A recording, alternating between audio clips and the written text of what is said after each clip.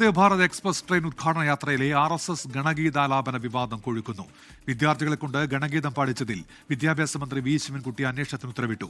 കേന്ദ്ര വിദ്യാഭ്യാസ മന്ത്രിയുമായുള്ള കൂടിക്കാഴ്ചയിൽ എതിർപ്പ് നേരിട്ടറിയിക്കുമെന്നും മന്ത്രി വി ശിവൻകുട്ടി നേരത്തെ വ്യക്തമാക്കിയിരുന്നു. ഏത് മാനേജ്മെന്റ് നടത്തുന്ന സ്കൂളായിരുന്നാലും ഒരു സ്കൂളിലും മതേതരത്വത്തിന് വെല്ലുവിളിയായുള്ള അല്ലെങ്കിൽ ജനാധിപത്യ മൂല്യങ്ങൾക്ക് വെല്ലുവിളിയായുള്ള ഒരു നടപടിക്രമങ്ങളും നടത്താൻ അനുവദിക്കുന്ന പ്രശ്നമേ ഇല്ല.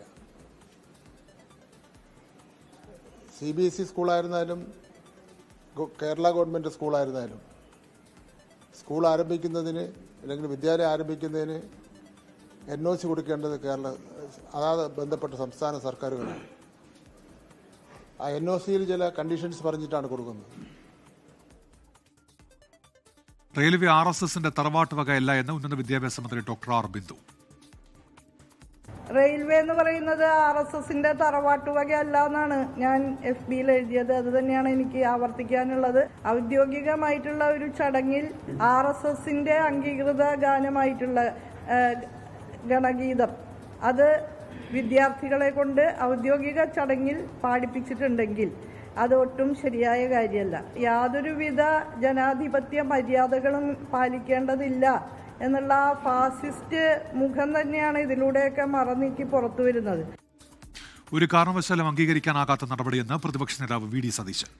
BJP കേരളത്തെ വീണ്ടും നമ്മുടെ നാടിനെ വീണ്ടും വർഗീയവൽക്കരിക്കാൻ ശ്രമിക്കുകയാണ്.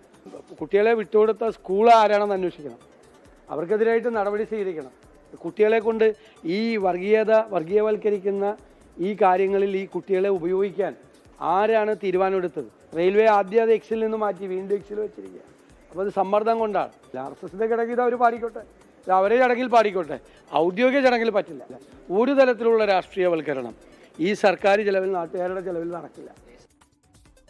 ഗണഗീതാലാപനത്തിന് ന്യായീകരിച്ച് കേന്ദ്രമന്ത്രിമാരായ സുരേഷ് ഗോപിയും ജോർജ് കുര്യനും രംഗത്തെത്തി. അതൊന്നും നമ്മൾ മൈൻഡ് ചെയ്യേണ്ട, അത് സെലിബ്രേഷനാണ്. ആ കുഞ്ഞുങ്ങൾ നിഷ്കളങ്കമായിട്ട് ചെയ്തിരിക്കുന്ന ഒരു ആഘോഷമാണ്. അവർക്ക് അന്നേരം അതാണ് തോന്നിയത്, അത് അവർ ചെയ്തു. അത് തീവ്രവാദ ഗാനമൊന്നും അല്ലല്ലോ.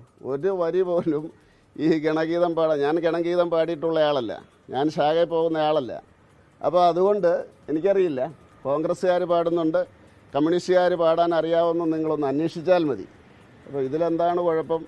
അത് തന്നെയല്ല ഒരു നല്ല മെസ്സേജാണ്. ഇതെല്ലായിടത്തും BJPക്കാരിനി ഇത് BJPയുടെ സ്റ്റേജിൽ പാടുന്ന പാട്ടല്ല. എനിക്ക് BJPക്കാരോട് അപേക്ഷിക്കാനുള്ളത് ഇനി എല്ലാ പരിപാടിയിലും ഇത് പാടണം. ഇതിലും കൂടുതൽ RSSകാർ പാടുന്ന വന്ദേമാതരാണ്, അത് പാർലമെന്റിൽ പാടുന്നില്ലേ?